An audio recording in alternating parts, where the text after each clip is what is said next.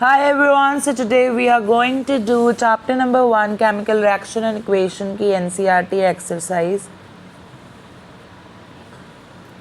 So now we'll be primarily focusing on your questions as in 3 months left. So we are going to do NCERT questions and there are example questions and extra question and PYQs. Clear? So today we are going to complete full exercise NCERT exercise of chemical reaction and equation. सो पहले question के साथ start करते हैं.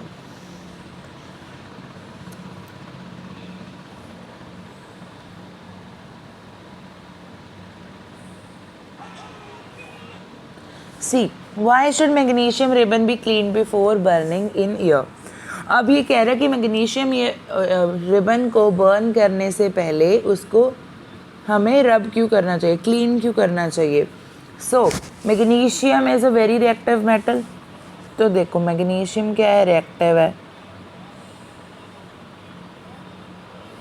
तो ये क्या बना देता है, अपने ऊपर मैग्नीशियम ऑक्साइड की लेयर बना देता है by combining with aerial oxygen. मतलब जो एयर में ऑक्सीजन है उसके साथ ये मैग्नीशियम ऑक्साइड अपनी लेयर पे बना लेता है.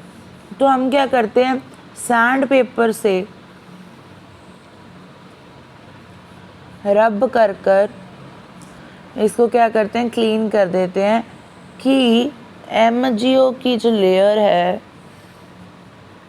वो क्या हो जाए, रिमूव की जाए, सो दैट वो आगे जाके इंटरप्ट ना करे हमारी रिएक्शन को. आपको बस ये बेसिक आइडिया. अब लिखना कैसे है, Magnesium is a very reactive metal. When stored, it reacts with oxygen to form a layer of magnesium oxide on its surface. The layer of magnesium oxide is quite stable and prevents further reaction of magnesium with oxygen. The magnesium ribbon is cleaned by the sandpaper to remove this layer so that underlying matter can be exposed to air. कि अगर इसकी reaction करानी है तो ये तो भैया तुम्हें रिमूव करना होगा. अब यहाँ पे आपको कह रहे हैं कि बैलेंस इक्वेशन लिखो. Hydrogen plus chlorine gives you hydrochloride, hydrogen chloride, that is basically hydrochloride. अब देखो हाइड्रोजन यहाँ पे 2 है, क्लोरीन भी 2 है, बट यहाँ पे हाइड्रोजन 1 है, क्लोरीन 1 है. तो इसका सिंपली क्या होगा, यहाँ पे 2 लगा दो तो ये तो बैलेंस होगी. अब सेकेंड क्वेश्चन, तो आपका barium chloride BaCl2 plus aluminium sulphate Al2SO4 thrice gives you BaSO4 barium sulfate plus aluminium chloride that is AlCl3. तो देखो एक बेरियम है, एक बेरियम, 2 क्लोरीन है, 3 क्लोरीन है, 3 क्लोरीन है, और यहाँ पे क्या है, एल्यूमिनियम 2 है, एल्यूमिनियम 1 है, SO4 3 है, यहाँ पे SO4 1 है. तो यहाँ पहले 3 लगा दो, SO4 है तो इसको SO4 3 हो गया. अब यहाँ से आपको क्या दिख रहा है कि बेरियम 3 हो गया, पर यहाँ पे बेरियम 1 है तो यहाँ पे भी 3 लगा दो. अब देखो यहाँ पे क्या है, बेरियम 3 हो गया, बेरियम 3 हो गया. क्लोराइड, क्लोराइड क्या हो गया, यहाँ पे 6 क्लोरीन हो गए, तो यहाँ पे क्या लगा दो, 2 लगा दो, 2 लग गया, हो गया बैलेंस. देखो 3 बेरियम 3 बेरियम और 6 chlorine 6 chlorine and 2 aluminium 2 aluminium और 3 SO4 और यहाँ पे भी 3 SO4. तो सेकंड भी हो गया. अब हम कर लेते हैं थर्ड वाला part. Sodium Na plus H2O forms NaOH plus hydrogen. यहाँ पे Na कितना है, 1 है, 1 है, ऑक्सीजन भी 1 है, 1 है, बट क्या H2O क्या यहाँ पे 3 है, यहाँ पे 3 है, यहाँ पे ओनली 2 है. तो यहाँ पे क्या करो, यहाँ पे 3 है तो यहाँ पे मैंने क्या किया, 3 करने के लिए इसको यहाँ पे 2 लगा दो, ये 4 हो जाएगा, और यहाँ पे 2 लगा दो, हो गया, और यहाँ पे 2 लगेगा. देखो 2 sodium 2 sodium, 4 hydrogen 4 hydrogen 4 hydrogen और 2 ऑक्सीजन और 2 ऑक्सीजन। सिंपल। ये आगे चलो।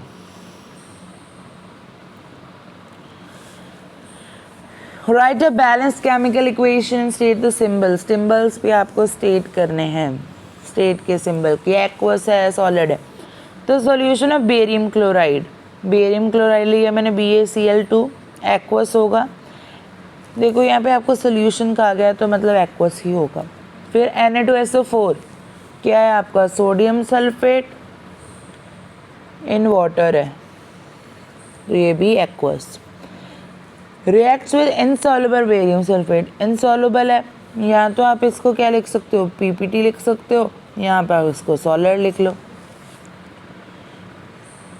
इनसॉल्युबल तो बेरियम सल्फेट BaSO4 और NaCl एक्वस। यहाँ पे देखो अगर आप दिमाग लगाओ तो यहाँ पे स्टेट्स ऑलरेडी मेंशन्ड है। Solution of barium chloride aqueous, sodium sulphate in water aqueous, insoluble barium sulphate यानी कि सॉलिड, और सॉल्यूशन ऑफ सोडियम क्लोराइड मतलब एक्वस। सॉल्यूशन है तो एक्वस, इन वाटर है तो एक्वस, और इनसॉल्युबल है तो सॉलिड। अब लास्ट वाला सोडियम हाइड्रोक्साइड NaOH, सॉल्यूशन तो एक्वस है, विद हाइड्रोक्लोरिक एसिड ये भी वाटर में एक्वस दे ही रखा है। To produce sodium chloride, sodium chloride बनाने के लिए एंड वाटर। अब देखो वाटर क्या है, लिक्विड, तो वाटर और जो सोडियम क्लोराइड इकट्ठे नहीं बनेंगे। अगर तुमने ये बीकर में बनाया है तो यहाँ भी वाटर बनेगा, यहाँ भी NaCl बनेगा, तो ये वाटर में NaCl क्या होगा, एक्वस होगा, तो NaCl भी एक्वस हो जाएगा। तो देखो NaOH aqueous plus HCl aqueous gives you NaCl aqueous plus H2O liquid.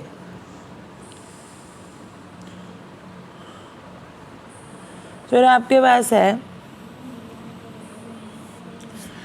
The solution of substance X is used for white washing. यहाँ पे देखो सोल्यूशन है और सब्सटेंस X है और वाइट वॉशिंग है। तो क्या वाइट वॉशिंग के लिए आप यूज़ क्या करते हो, पहले वाइट वॉशिंग के लिए हम यूज़ करते हैं कैल्शियम हाइड्रोक्साइड। अब कैल्शियम हाइड्रोक्साइड किसके सॉल्यूशन से बनता है, दैट इज कैल्शियम ऑक्साइड। अब इसका फॉर्मूला क्या है, CaO। Right the reaction of substance, इसकी अब CaO की आपको रिएक्शन दिखानी है। तो solid CaO calcium oxide, quicklime कहते हैं हम इसको, H2O लिक्विड के साथ रिएक्ट कराओगे वाटर के साथ तो आपका बनेगा CaOH ट्वाइस, जो कि एक्वस होगा, जो कि कैल्शियम हाइड्रोक्साइड, और हम उसको स्लेक्ट लाइम भी कह देते हैं।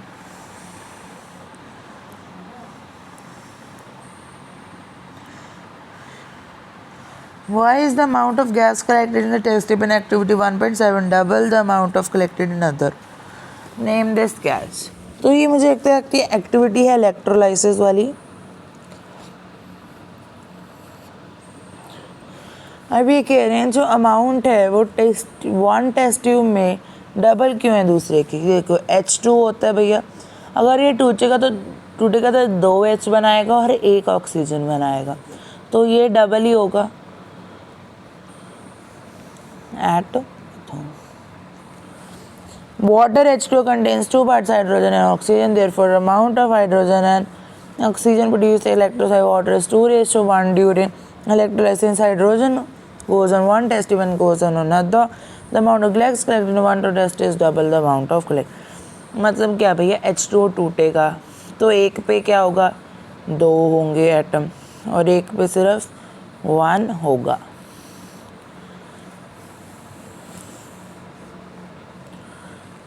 Then you have why is the color of copper sulfate solution change in iron nail। जब आयरन नेल आपने कॉपर सल्फेट में डाल दी तो क्या चेंज आएगा। तो ये देखो आयरन नेल आपने प्लेस कर दी तो रिएक्शन क्या होगी, Fe प्लस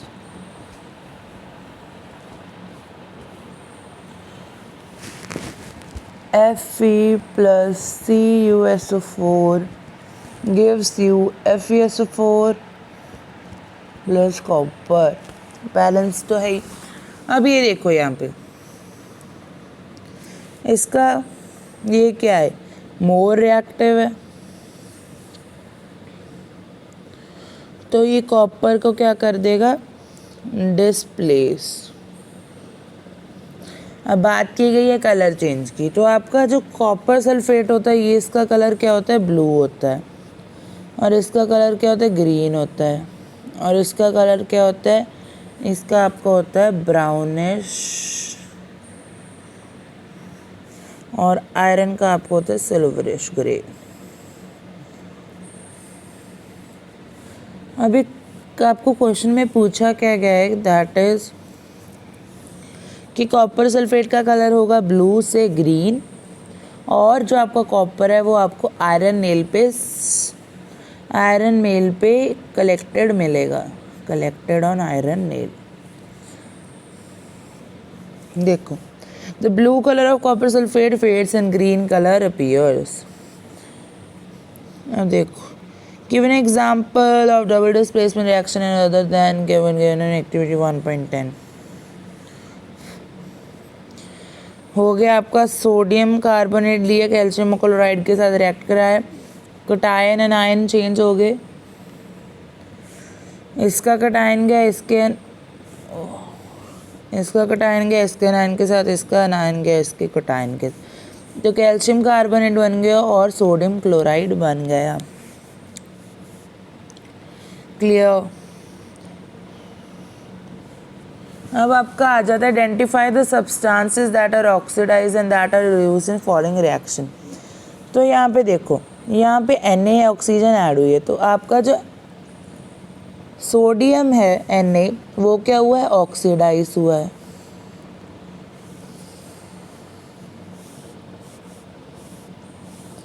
ये क्या हुआ है, ये ऑक्सीडाइज हुआ है, और ऑक्सीजन का क्या हुआ है, रिडक्शन हुआ है, क्योंकि इससे तो ये खुद ही छीन लिया गया। अब यहाँ पे कॉपर है, हाइड्रोजन है, तो यहाँ पे कॉपर की क्या हो रही है, रिडक्शन,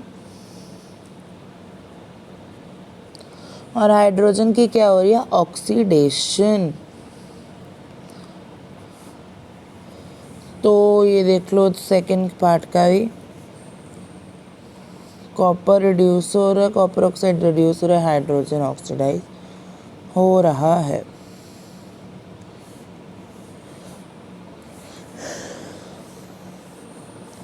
जो हमारी लेड ऑक्साइड है वो जब हमारी कार्बन के साथ रिएक्ट करेगी तो लेड बनेगा और कार्बन डाइऑक्साइड बनेगा। तो इसमें से आंसर ऑप्शन सही कौन सा, लेड गेटिंग रिड्यूस, लेड से ऑक्सीजन छीन ली गई, तो ये तो सही है। Carbon dioxide is getting oxide, carbon dioxide oxidise हो रही है, no.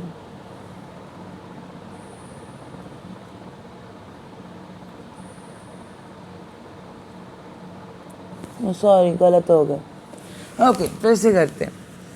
Lead is getting reduce, क्या लेड रिड्यूस हो रही है, नहीं, लेड ऑक्साइड रिड्यूस हो रहा है, तो ये गलत है। Carbon dioxide is getting oxide, carbon dioxide oxidise हो रही है, नहीं, कार्बन ऑक्सीडाइज होके कार्बन डाइऑक्साइड बना रही है, तो ये भी गलत है। कार्बन इज गेटिंग ऑक्साइड, ये बिल्कुल सही है, और lead oxide is getting reduce, ये सही है। तो पूछा तो इनकरेक्ट है यहाँ पे, तो आपका आंसर होएगा ए और बी, जो कि है आपका ऑप्शन नंबर 1। अब ये जो रिएक्शन आपको दी हुई है, ये किसकी एग्जांपल है, ये तो बहुत ही इजी है, ये आपका डिस्प्लेसमेंट रिएक्शन की एग्जांपल है। क्यों, ये देखो, ये इसका सॉल्ट सोल्यूशन है, एल्यूमिनियम इससे क्या निकला, ज़्यादा रिएक्टिव निकला आयरन से, तो उसने डिस्प्लेस कर दिया, सिंपल। व्हाट हैपन्स जब डाइल्यूट हाइड्रोक्लोरिक एसिड को आप आयरन फिल्म्स में ऐड करते हो, हाइड्रोजन यहाँ से रिएक्ट करा के देखो, HCl plus Fe gives you FeCl2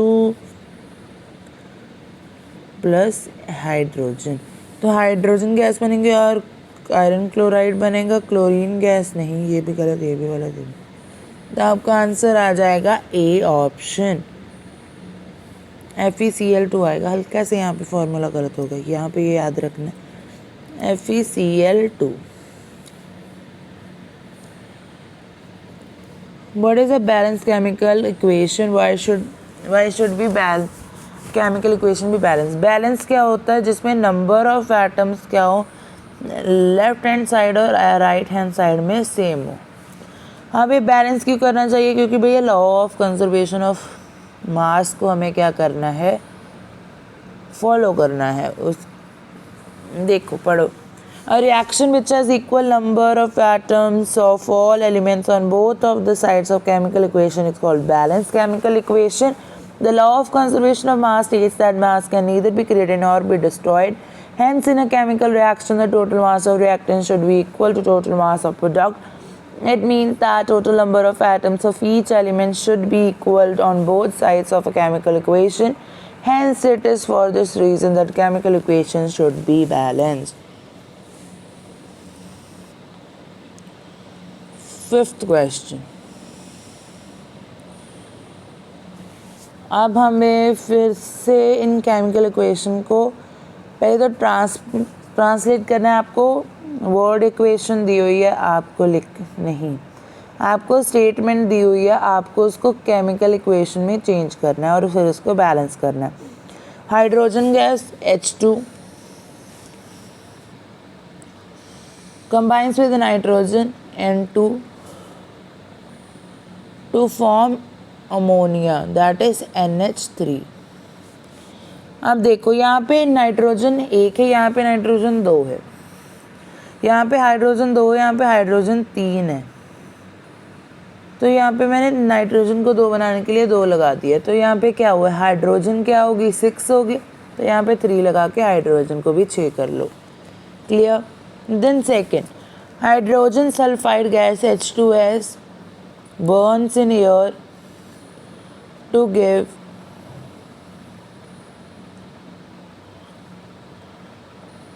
water and sulfur dioxide, water और सल्फर डाइऑक्साइड।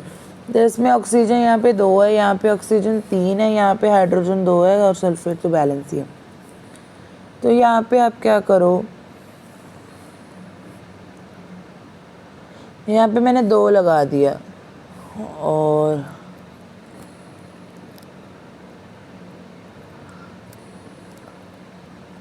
तो यहाँ पे क्या हुआ, सल्फ़र आपका 2 हो गया और यहाँ पे भी मुझे 2 लगाना पड़ेगा तुम्हारे सल्फ़र को बैलेंस करने के लिए। और सल्फ़र को बैलेंस करने गए हाइड्रोजन अनबैलेंस हो गया, तो यहाँ पे फिर से 2 लगाना पड़ेगा। तो ये आपके हो गए बैलेंस इक्वेशन। फिर आपका आ जाता है barium chloride BaCl2, aluminium chloride और बेरियम सल्फेट, ये हमने पहले भी किया। पोटेशियम को वाटर के साथ रिएक्ट कराया तो पोटेशियम हाइड्रोक्साइड और H2 बन गया। सो K + H2 हो गई KOH।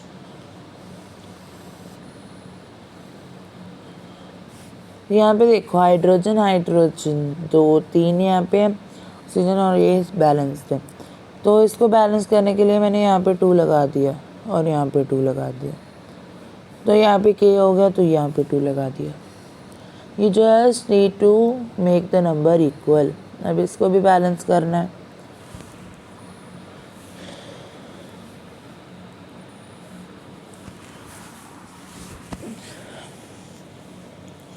अब यहाँ पे देखो हाइड्रोजन कितना है, हाइड्रोजन यहाँ पे है आपके पास 3 और यहाँ पे हाइड्रोजन कितना है आपके पास 2। तो यहाँ पे देखो 2 मैंने यहाँ पे लगा दिया, 2 मैंने यहाँ पे लगा दिया, तो हाइड्रोजन बैलेंस हो गया, ऑक्सीजन भी बैलेंस हो गया, तो यहाँ पे भी 2, यहाँ पे भी 2 एंड यहाँ पे तो ऑलरेडी बैलेंस थी और ये भी ऑलरेडी, यहाँ पे 2 लगाया आपने, फिर ये बैलेंस हो गई। ये भी आगे बैलेंसिंग वाला ही है आपका। कैल्शियम हाइड्रोक्साइड और कार्बन डाइऑक्साइड को रिएक्ट कराया तो कैल्शियम कार्बोनेट और वाटर बना, जो कि पहले से बैलेंस है। अब यहाँ पे क्या था, कि आपका NO3 बैलेंस नहीं था, तो इस वजह से हमने यहाँ पे 2 लगाया और यहाँ पे 2 लगाया। और यहाँ पे 2 aluminium, 3 copper chloride plus 2 AlCl3 plus 3 copper, BaCl2 K2SO4 BaSO4, this was यहाँ पे 2 लगाना था और आपका जो पोटेशियम है वो बैलेंस हो गया।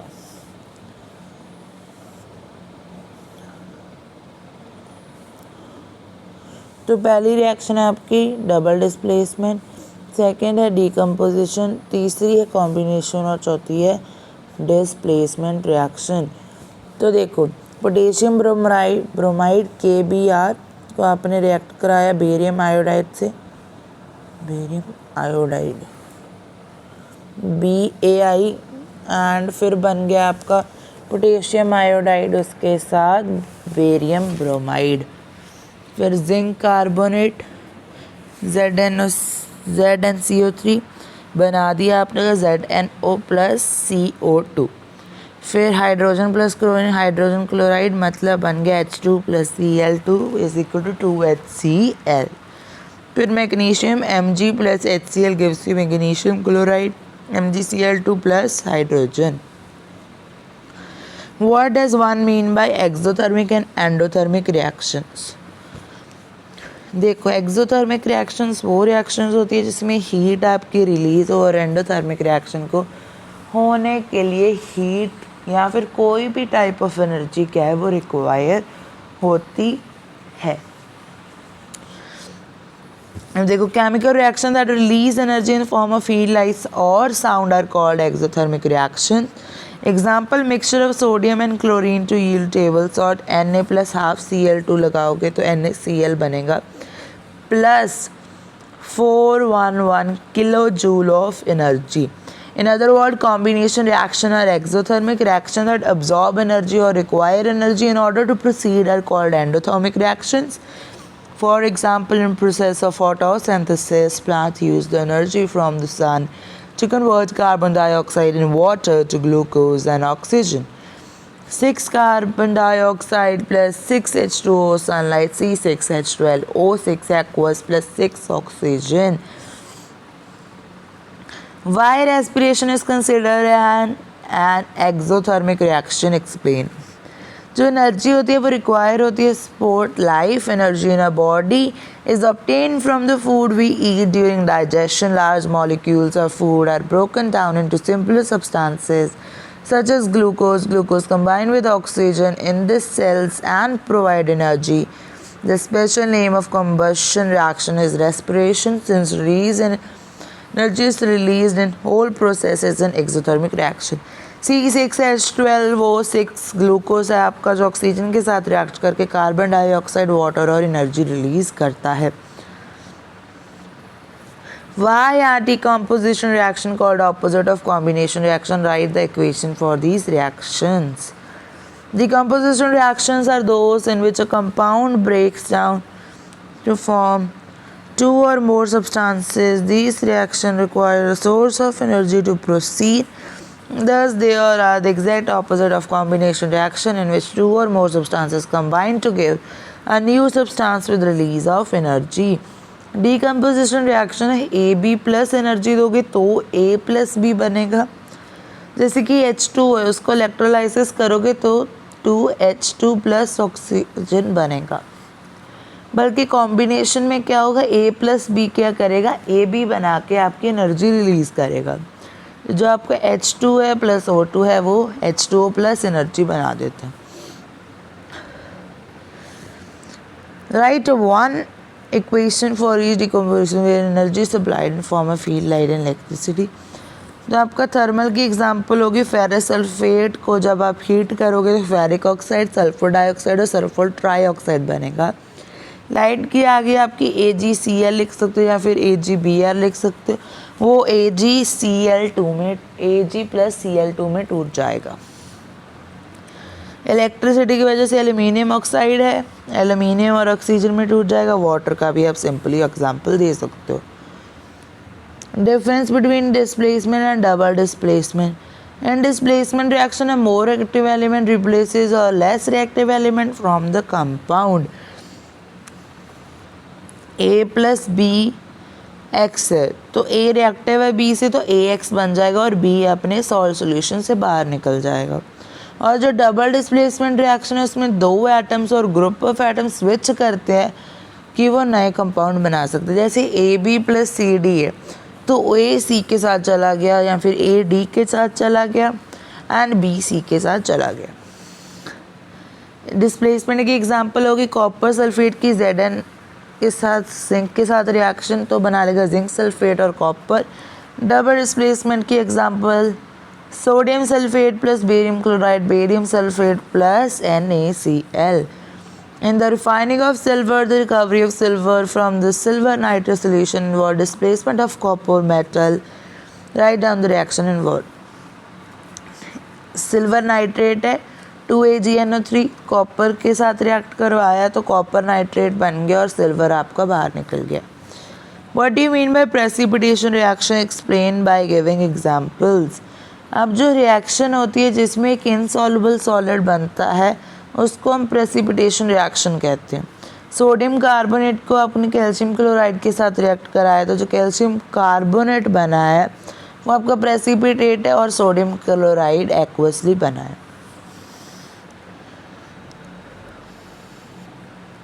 इन्होंने एक और रिएक्शन दी हुई है Na2SO4 plus barium chloride plus gives you barium sulphate and sodium chloride, जिसमें आपका बेरियम सल्फेट क्या है, precipitate. Explain the following in terms of gain of loss of oxygen, oxygen के गेन और लॉस पे। ऑक्सीडेशन, गेन ऑफ ऑक्सीजन, आपका carbon dioxide तो उसमें हाइड्रोजन ऐड किया तो जो हाइड्रोजन है वो वाटर बन गया। क्यों? क्योंकि उसमें ऑक्सीजन ऐड हुई, ऑक्सीजन ऐड हुई जिसकी वजह से वो ऑक्सीडाइज हो गया। सिमिलरली इसमें क्या हुआ, कॉपर में ऑक्सीजन चली गई तो रिडक्शन क्या होता है, लॉस ऑफ ऑक्सीजन। तो इसमें आप हाइड्रोजन डाल के क्या कर रहे हो, यहाँ पे कॉपर जो है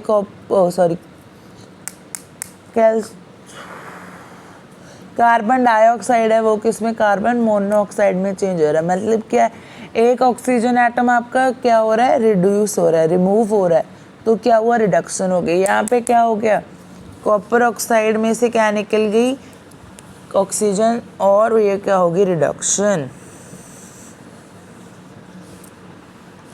A shiny brown color element on heating becomes black in air, तो ये होगा आपका कॉपर, ये होगा कॉपर ऑक्साइड, हो गया आंसर इसका। Why do we apply paint on iron articles? क्यों? We want to prevent corrosion, यहाँ पे सारी रस्टिंग।